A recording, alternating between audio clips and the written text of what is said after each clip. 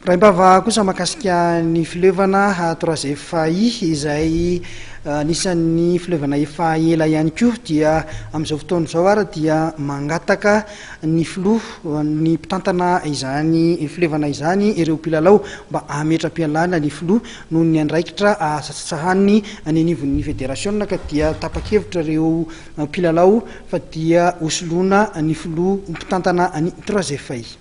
Misy eo amin'ny filevana troisième faillit zany dia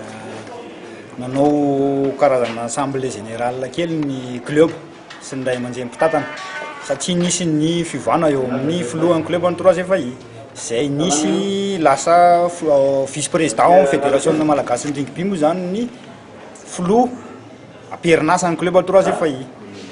dia noho izay zavatsy zay zany dia niezaka nanao fivoriana ny ray aman-dreny mpitantana sy ny club sy ny joueur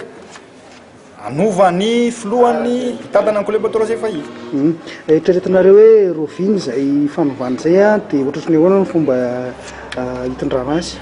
Ny fomba hitondrana izy moa zany dia amin'ny alalan'ny assemblée générale ihany dia mbola jerevana zany ny andro anaovana an'izay fifidianana an'izay ho filohan'ny club troisième faillit zay.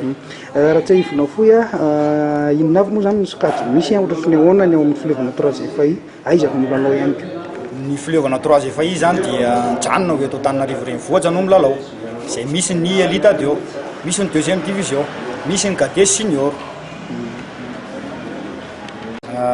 Faharoa manarakaraka an'izay dia mangataka anao zay andriamato filoha mba hiantso anao fivoriana